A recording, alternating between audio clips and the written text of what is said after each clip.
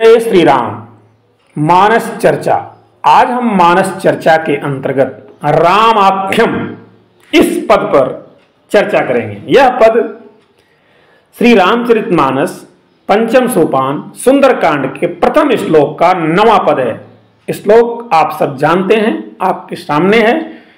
शांतम शाश्वतम अप्रमेयमनघम निर्वाण शांति प्रदम ब्रह्मा शंभुफणेन्द्र सेव्यमनिशम वेदांत वेद्यम विभुम रामाख्यम जगदीश्वरम सुरगुरुम माया मनुष्यम हरिम वंदे हम करुणाकरम रघुवरम भोपाल चूड़ामणिम। यहाँ आपको रामाख्यम शब्द मिल रहा है। आज हम इसी पर चर्चा करेंगे। रामाख्यम यह कहकर गोस्वामी तुलसीदास जी राम कहे जाने वाले ईश्वर को सादर प्रणाम करते हैं। ईश्वर एक अमूर्त सिद्धांत की तरह गोस्वामी जी का अभिप्रेत नहीं है। वे समझते हैं कि जिस धर्म का प्रतिपादन गोस्वामी जी करना चाह रहे हैं उसकी सबसे अच्छी अनुशंसा किसी दर्शन की किताब से नहीं होगी, बल्कि एक ऐसे चरित्र, एक ऐसे जीवन के प्रमाण से होगी जो हमें प्रेरित कर सके, जो हमें प्रेरणा दे सके।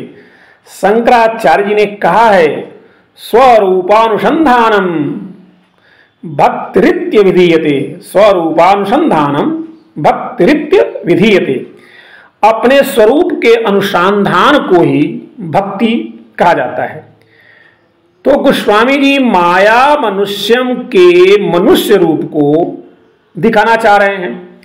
अपने जैसा ही ईश स्वरूप दिखाने की यह कोशिश इसलिए है क्योंकि सत्य उनके लिए किसी शब्द का उच्चारण नहीं है।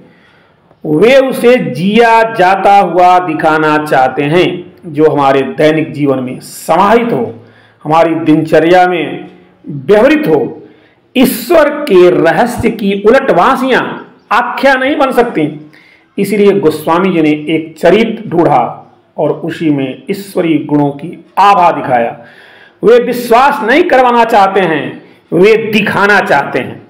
इस मायने में वे कुछ महात्मा गौतम के करीब हैं। महात्मा गौतम जी का सिद्धांत था, जो आओ और मानो। क्या सिद्धांत था? आओ और मानो, कम एंड बिलीव। इसकी जगह गौतम जी का जो सिद्धांत था, महात्मा गौतम बुद्ध का सिद्धांत था, वह था आओ और देखो। कम एंड बिलीव नहीं, कम एंड सी। आओ और देखो। यह बात गोस्वामी जी भी कर रहे हैं। आप देखेंगे बुद्ध दर्शन में कहा जाता है, ये बहुत ही अच्छी छोटी सी कथा भी है। यदि मेरी बंद मुट्ठी में मोती है तो मेरा यह बताना है कि मेरे पास मोती है। बंद मुट्ठी में मोती है तो मेरा लोगों को यह बताना है, यह जताना है कि मेरे पास मोती है। सामने वाले के लिए विश्वास का प्रश्न पैदा कर देता है। यह बात पूर्णतः विश्वास करने योग्य नहीं है। सामने वाला विश्वास कर भी सकता है, नहीं भी कर सकता है। लेकिन जैसे ही हमने अपनी मुट्ठी खोली और मुट्ठी खोलकर सामने वाले को स्वयं दिखा दिया कि हमारी जो मुट्ठी है उसमें मोती देखो तुम, और जैसे उसने मुट्ठी में मोती देखा, अब वहां अविश्वास का प्रश्न ही नहीं रह जाता है। गोस्वामी जी ने यही तो किया है। उनका सगुण ईश्वर, उनका राम मोती वाली मुट्ठी का खुलना ही है। गोस्वामी जी ने राम की झांकी दिखाई।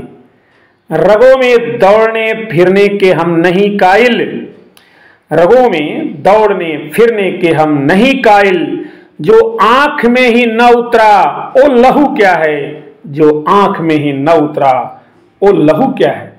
गोस्वामी जी ने ब्रह्म को हमारी आंख में उतार दिया उन्होंने राम को इतने विजुअल्स दिए कि वे आज हिंदुस्तानी चेतना में रच बस गए हैं। वे हर प्रसंग और संदर्भ में हिंदुस्तान के हर इंसान को अनुप्राणित करते हैं। वे एक आइकन और एक इमेज देते हैं। अमूर्त की गीली मिट्टी से अपनी प्रतिभा के बल पर वे एक जीवंत प्रतिमा तैयार करते हैं। एक कवि का आत्मविश्वास भारतीय समाज की कर्कशताओं को खत्म कर एक समन्वित रूप देने की कोशिश। उनके राम वहां हैं जहां द्वैत खत्म हो जाते हैं। मैं अरु मोर तोर मैं माया, मैं अरु मोर तोर मैं माया, मैं और मेरा तू और तेरा यही माया है। राम की कथा सुना रहे भगवान शंकर जी कहते हैं, पुरैनी सघन ओट जल बेगिन पाई मर्म, माया छन्न न देखिय जैसे निर्गुण ब्रह्म। पुरैनी सघन ओट जल बेगिन पाई मर्म, माया छन्न न देखिय जैसे निर्गुण ब्रह्म।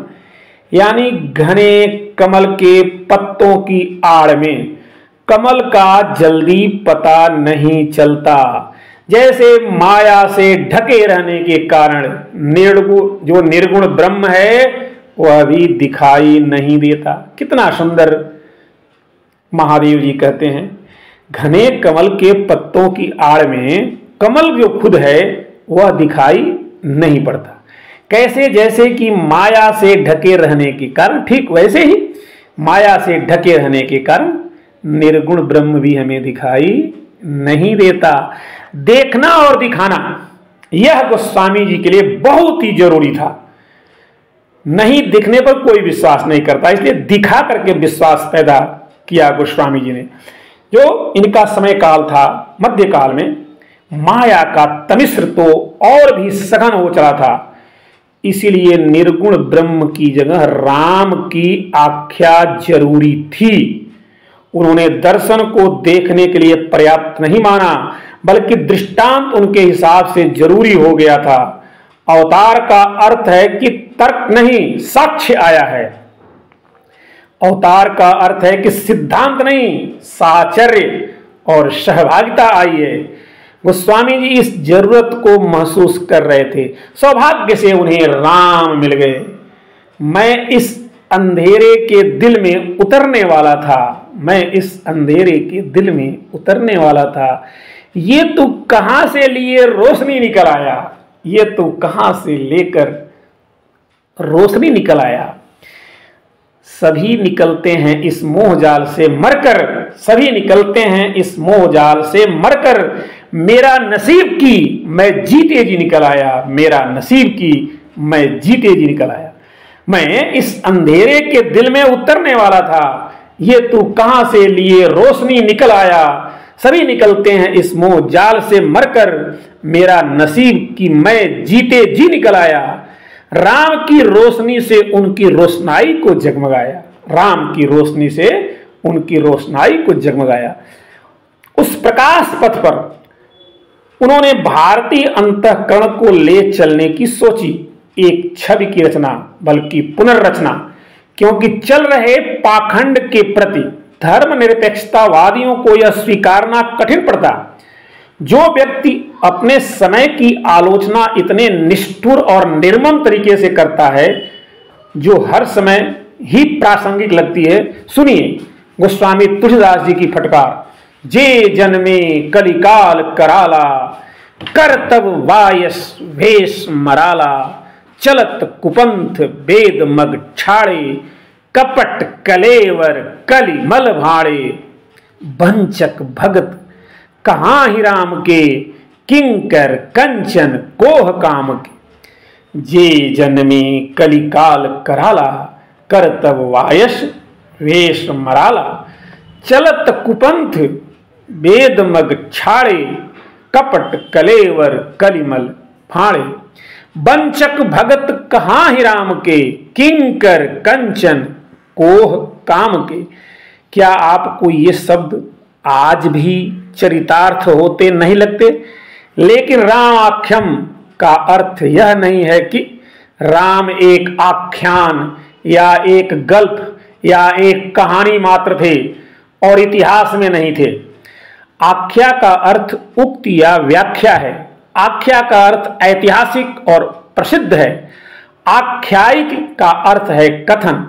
आख्यान, कथन, वर्णन, वृत्तांत, बात, कहानी, पुराण कथा, मिथक कुछ भी हो सकता है।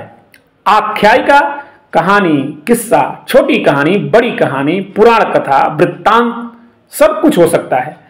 रामाख्यम राम की गोस्वामी जी के द्वारा की गई व्याख्या भी है।